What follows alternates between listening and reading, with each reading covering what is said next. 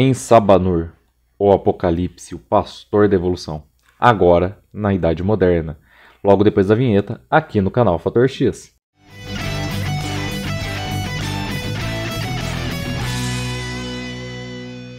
Olá, eu sou Inácio Santos, este é o Fator X, o nosso canal sobre X-Men, e hoje trazendo até vocês a parte 2 do cânone de Apocalipse. Agora, seu despertar na Idade Moderna, seu encontro com outros mutantes, com os mutantes que a gente conhece, não os mutantes da antiguidade.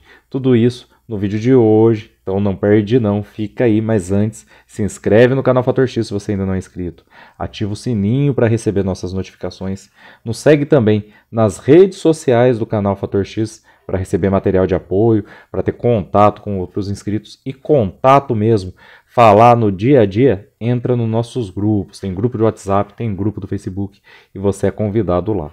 Além disso, aqui na descrição, além de todos esses links, você também encontra links das revistas mutantes mais recentes, lançamentos, pré-vendas, e por esses links aqui que são da Amazon, você ajuda o canal Fator X quando adquire. Então, fica também mais esse convite. Agora vamos lá para Apocalipse parte 2, aqui no canal Fator X. A Era do Apocalipse. Então, o despertar de Apocalipse na Idade Moderna também teria a ver com uma viagem no tempo. Nesse caso, a viagem no tempo que ocorre durante a saga do Legião, quando David Haller, o filho de Xavier, decide voltar no tempo para matar Magneto antes dele se tornar uma ameaça. E acho que isso vai permitir que Xavier concretize seu sonho e possa dar mais atenção ao seu filho, no caso, ele mesmo. Esse plano falha miseravelmente. Os X-Men até viajam no tempo para tentar impedir Legião de atacar Magneto, mas também falham, e Legião acaba acidentalmente matando o próprio pai antes de ser concebido. Sem Xavier, uma nova linha do tempo surge a partir desses eventos. Magneto funda os X-Men em memória a seu amigo. Mais do que isso, a luta de Legião, dos X-Men que viajaram no tempo, de Magneto e do falecido Xavier no passado, é o primeiro evento mutante documentado pela humanidade. E, no momento que isso tudo é registrado, Apocalipse é desperto pelo equipamento celestial no qual hibernava desde a traição de Sinistro, que a gente contou lá no final do vídeo passado. Então Apocalipse desperta mais cedo nesse universo, que deveria ser o universo Marvel 616, mas que se bifurca a partir ali da viagem no tempo, feita por David Haller, o Legião, e vai ascender ao poder, vai tomar o poder, vai dominar quase todo o mundo. Ele vai ser derrotado 20 anos depois pelos X-Men, após uma série de movimentos atrapalhados e traição de vários dos seus próprios cavaleiros do Apocalipse. Mas, além disso, os X-Men não apostam suas fichas apenas na derrota de Apocalipse. Eles encontram Lucas Bishop, o único X-Men que permaneceu naquela época após a viagem no tempo de Legião, porque ele já era uma anomalia temporal. Esse Lucas, essa versão do Lucas da Era do Apocalipse, se lembrava de tudo e convenceu os X-Men a montar uma equipe que viajou de volta ao passado e impedir David Haller. Então, ao mesmo tempo que Apocalipse era derrotado no presente da Era do Apocalipse, David Haller era derrotado no passado e acabava não matando Xavier acidentalmente, anulando toda aquela linha de tempo. Como as duas missões têm sucesso, a Era do Apocalipse é anulada, mas não antes de um personagem importante para o futuro de Apocalipse migrar para o universo Marvel tradicional que estava sendo restabelecido. Esse era Nate Grey, o X-Men.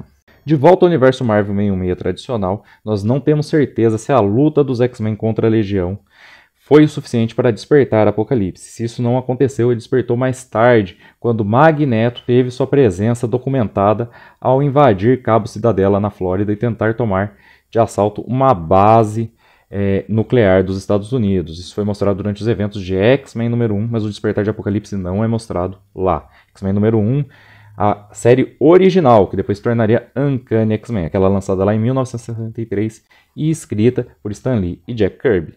Desperto na Idade Moderna, Apocalipse inicia seus planos para testar aqueles que ele considera mais aptos. Assim, ele vai formar um grupo de mutantes que ele vai chamar apenas de Aliança do Mal e vai voltá-los contra o recém-fundado X-Factor, o X-Factor original, que era composto justamente pelos ex-membros originais dos X-Men.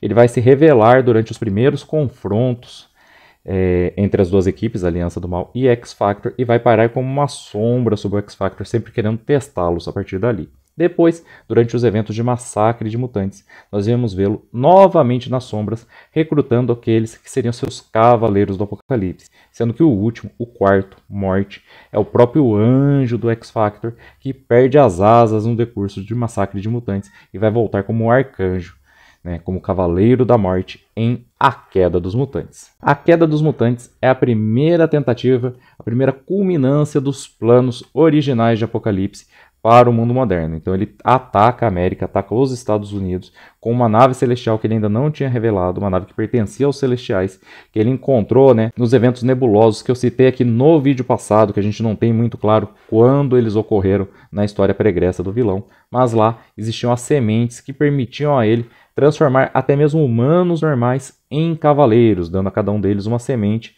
de um dos 4 cavaleiros, Morte e Guerra, Peste e Fome, né? Foi o que ele fez com esses 4 cavaleiros recrutados durante o massacre de mutantes. E ele vai usá-los então para atacar os Estados Unidos. O X-Factor vai resistir. Ele vai acabar sendo traído pelo Cavaleiro da Morte, pelo Arcanjo, que não vai se aliar inicialmente ao X-Factor, mas vai ajudá-los a derrotarem Sabanur. E ele vai ser traído também pela nave celestial, que vai se libertar de seu controle e se associar ao X-Factor. Ele vai se retirar de lá com 3 de seus cavaleiros e com Caliban dos Morlocks, né, um dos poucos Morlocks sobreviventes do massacre de mutantes, que vai se oferecer para ser morte no lugar de Arcanjo, uma vez que ele quer se vingar daqueles que assassinaram sua raça. Depois da queda dos mutantes, Apocalipse continua aparecendo nas páginas da revista X-Factor, sempre dando continuidade ao seu discurso da sobrevivência do mais forte e sempre fazendo referências ao plano celestial e a tudo que eles têm para fazer na Terra como pastor da evolução, chegando inclusive a várias vezes tentar retomar o controle da nave celestial que o X-Factor adquiriu lá em A Queda dos Mutantes. Um desses eventos foi contado num retcon recente em X-Men Lendas número 1 da Panini, que a gente já trouxe o vídeo aqui para o canal, inclusive, resenhando e contando a história no seu interior, né? Uma das histórias do seu interior. Mas ali também fica claro, e nas páginas da própria revista X-Factor, a conexão tanto da nave quanto do próprio Apocalipse com o projeto dos Celestiais. Os Celestiais, mesmo seres gigantescos espaciais que criaram os Eternos e os Deviantes no planeta Terra, e parecem terem engendrado também a criação dos mutantes e até dos demais super-humanos que a gente vê em abundância no planeta Terra do universo Marvel 66, tá? Esses Celestiais aí. Bom, ele vai continuar, vez por outra vai aparecer, vai ter até um confronto nas páginas da série Inferno, né? X-Men Inferno, que foi relançada pela Panini em 6 edições, contra o Alto Evolucionário, que também planeja evoluir a humanidade, mas os dois discordam ali no método. Mas ele vai voltar a atacar pesadamente o X-Factor nas páginas da antiga revista da editora Abril dos X-Men em formatinho, nos números 73, 74 e 75. E nesse, que pareceu ser o ataque derradeiro de Apocalipse ao X-Factor, ele não foi acompanhado de seus cavaleiros, né, seus cavaleiros remanescentes mais Caliban, mas sim por um novo tipo de cavaleiros, Cavaleiros da Tempestade, que não eram em número de 4, e que também não tinham recebido a semente celestial. Muito pelo contrário, eles eram inumanos mutados. Inclusive, além deles, a gente pode ver que Apocalipse também tinha controle sobre Medusa, a rainha dos inumanos, esposa de Raio Negro. Nesse ataque, ele conseguiu invadir a nave celestial, infectá-la com um vírus de computador que causou sua autodestruição, abduzir, né, sequestrar o filho de Ciclope e Madeline Pryor, que naquele momento era criado por Ciclope e Jean Grey, o menino que depois se tornaria Cable, e levar o bebê para a Lua, onde ele o infectaria com um vírus tecno-orgânico que ele planejava que matasse Nathan Christopher Summers, o futuro Cable.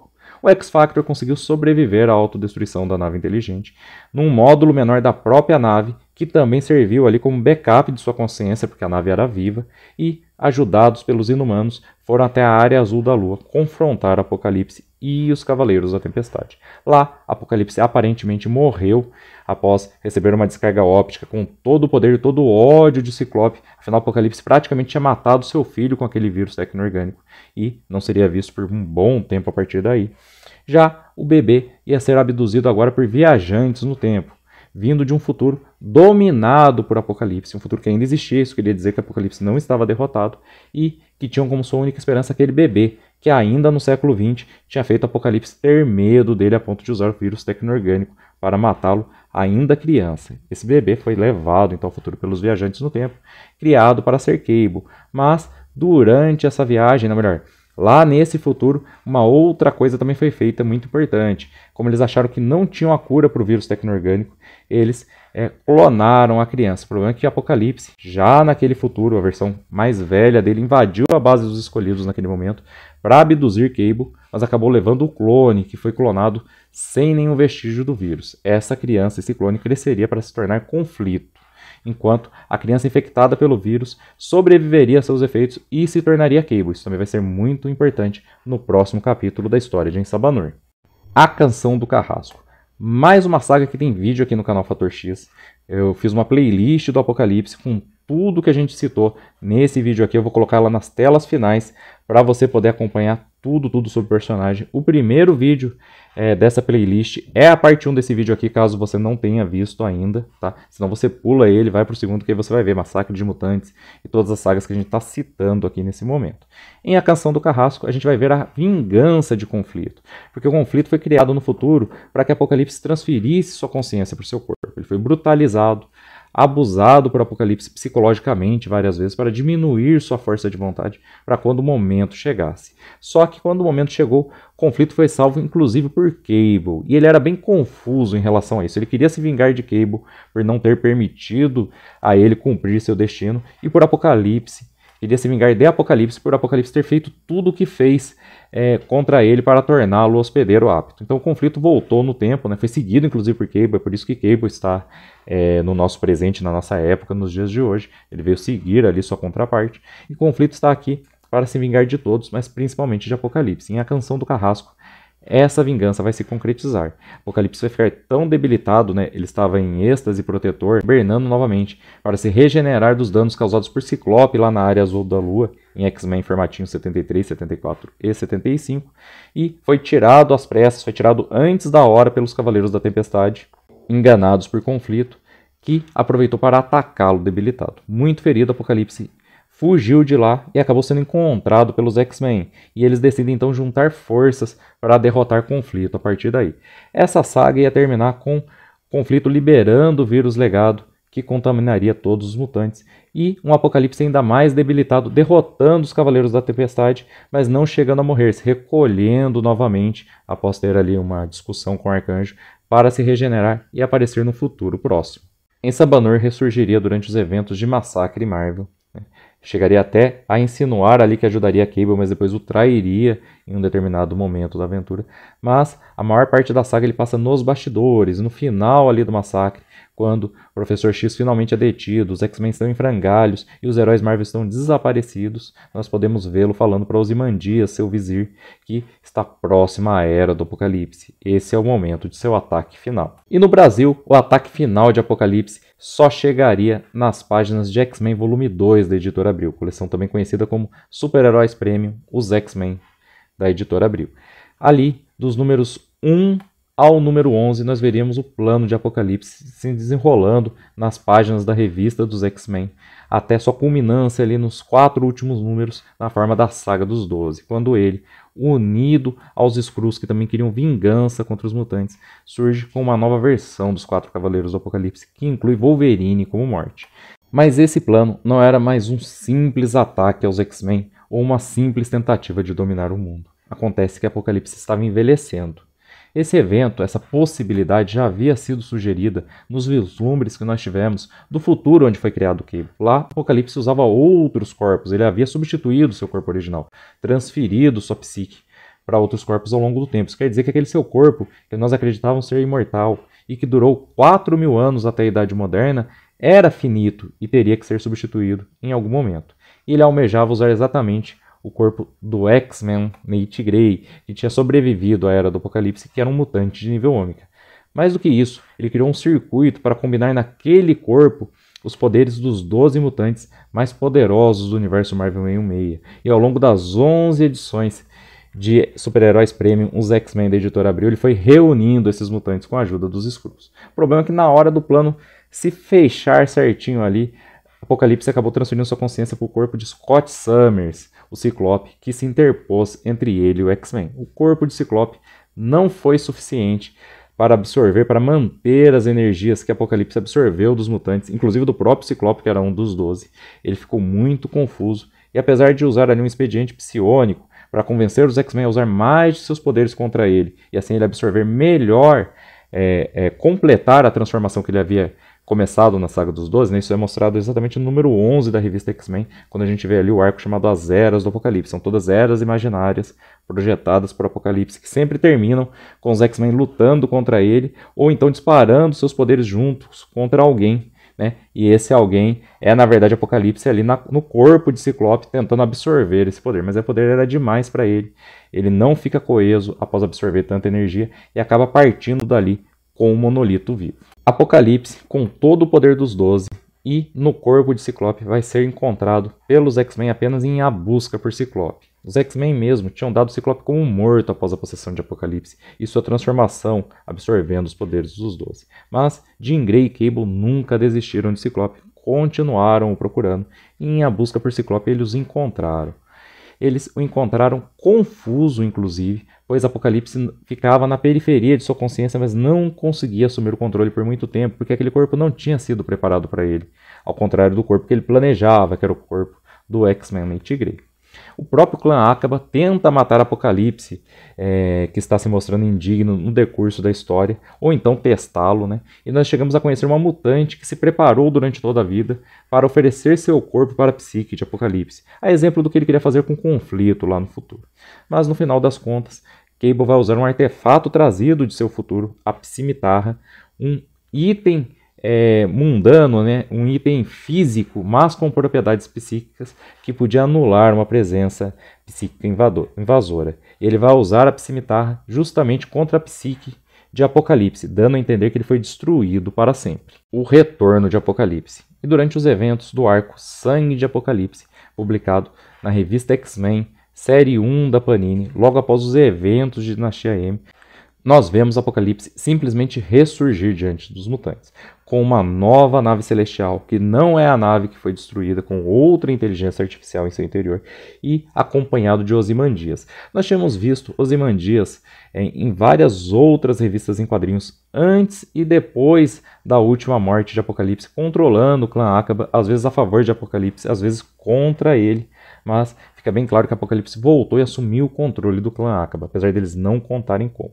Aqui, depois de todos os mutantes perderem, todos não, mas grande parte dos mutantes perderem seus poderes durante o dia M, quando a Feiticeira Escarlate disse chega de mutantes, o Apocalipse oferecia uma alternativa, beber de seu próprio sangue e recuperar os poderes. Foi assim que ele inclusive recrutou alguns dos X-Men para compor a sua nova leva de cavaleiros. Gambit se tornou morte dessa vez, Polaris, que tinha perdido os poderes durante o dia M, ia ser uma cavaleira também, e até Shiro Yoshida, o Solaris, ia aceitar a proposta de Apocalipse. Apocalipse seria derrotado no final da edição, quando inclusive seus cavaleiros se voltam contra ele, principalmente Gambit, e seria dado como morto novamente. Só que aí nós veríamos nas últimas páginas dessa última história, dessa última edição de Sangue de Apocalipse, ele, após derrotado pelos X-Men, sendo levado à presença dos Celestiais, principalmente de Ezon, o pesquisador, que revelaria a ele o motivo de, mesmo quando morto, ele ser trazido de volta pelos Celestiais. Apocalipse é realmente o pastor da evolução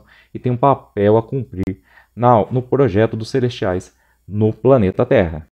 Após ser levado à presença dos Celestiais, Apocalipse não ressurgiria imediatamente. O clã Acaba tentaria se virar com clones, substitutos, esse monte de tentativas do clã Acaba e acabar gerando um clone que na verdade foi produzido por Fantomex em substituição a um clone criado pelo clã Acaba. A gente conta isso melhor no nosso vídeo sobre a Uncanny X-Force, também vou pôr ela aqui na playlist do Apocalipse para você poder conferir.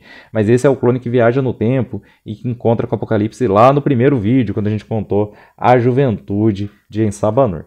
Mas bom, ao longo desse período, então, o clã Acaba tem vários líderes, mas Apocalipse não está entre eles. A gente vai ver em X-Men Black que ele estava fazendo seus experimentos em outros lugares, mas ele foi sim trazido de volta pelos Celestiais. E ele vai ser abduzido pelo X-Men Nate Grey em seu último ato, durante os eventos de Fabulosos X-Men Volume 1 e 2, publicado pela Panini aqui em português.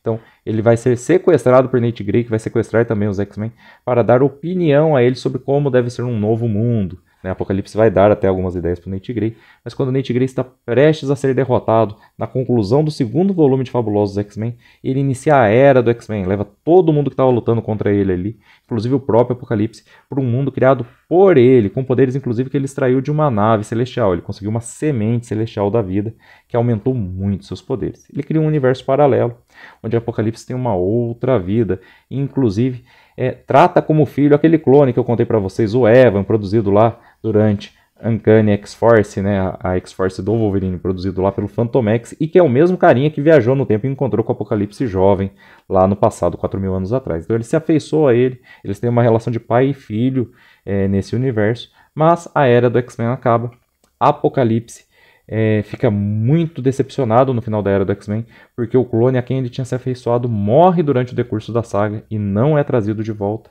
Né? E ele só não briga com o X-Men porque diz que ganhou algo precioso durante a era do X-Men. E ele volta junto com os outros mutantes para o universo Marvel 616 tradicional. Por fim, durante os eventos de Dinastia X e Potências de X, Apocalipse atenderia ao chamado de Xavier junto com vários outros vilões para viver em Krakoa Ilha Viva. Se ele o fez porque isso realmente fazia parte de sua meta em relação à sobrevivência do mais forte, como ele tenta dizer, ou porque ele tinha se regenerado parcialmente durante os eventos da Era do X-Men, ninguém diz. O que importa é que mesmo ajudando o Krakoa, ele continua a ter sua postura em relação aos humanos, não se importa por eles e acha que eles são completamente descartáveis. Ele descreve isso, diz isso em reuniões do Conselho, quando ele se recusa a votar na lei que impede que mutantes matem outros humanos. Ele chega a dizer que foi responsável pelo fim da Era do Bronze, quando ele vai junto com o Magneto Xavier comparecer ao Fórum Econômico Mundial em Davos, na Suíça, e diz isso para os humanos. Então ele não mudou tanto assim, mas ele ajuda muito os X-Men, ajuda muito o Krakoa nesse período, a ponto de, durante X de espadas, ele se oferecer numa troca de prisioneiros ao final do torneio. Ele vai ficar em A Mente, junto com sua esposa, que a gente contou a história dela aqui no primeiro vídeo. Na conclusão do torneio vai ficar junto com ela e com seus filhos, os Cavaleiros originais, exceto pelo Cavaleiro da Morte original, que se tornou um vampiro, que foi para Sevalit, um plano dimensional só de vampiros, que é ali na margem do extramundo, né? Então ele vai ficar com eles, controlando as forças de A Mente, porque o elmo da aniquilação, que controlava sua esposa, foi transformado por Opauluna Saturnine num cetro e agora controla sozinho todas as hordas de demônios de A Mente. Isso fica com a Gênese e Apocalipse fica com ela. E troca ali então, né? Ele vai ficar, mas alguém vai vir. Quem que ele escolhe para vir para Krakoa nessa troca de prisioneiros? Arakko, a Ilha Viva, outra metade de Krakoa, que tinha milhões de mutantes que ele perdeu durante a luta contra A Mente, que a gente contou aqui no primeiro vídeo. Então, Apocalipse se sacrifica para o aumento da comunidade mutante no universo Marvel, né? Todo mundo vai voltar para a Terra Marvel 616 e ele vai ficar em A Mente com sua esposa e com 3 de seus filhos. Isso encerra o cânone de Apocalipse, conhecido até o momento, e também o vídeo de hoje do canal Fator X, X-Men Principais Personagens, Apocalipse. Espero que você tenha gostado. Se você gostou, aproveite e curtir o vídeo, compartilhá-lo, mandar para aquele seu amigo que quer saber mais sobre Ensabanur, que o conhece só do cinema ou das séries animadas dos X-Men e não sabe que ele é um personagem tão complexo. Inclusive, quando for compartilhar, não esquece também do link da primeira parte e da playlist que está aqui na descrição e que vai estar nas telas finais, para você poder conferir todas as ligações de Apocalipse com as sagas que a gente citou aqui ao longo do vídeo, mas não pôde contar, senão o vídeo ia ter aí umas 4 horas. Bom, se você gostou, volte para os nossos próximos vídeos. A gente vai trazer muito material, muito conteúdo mutante aqui no canal Fator X e eu espero você de volta para tudo isso. Até lá e um grande abraço!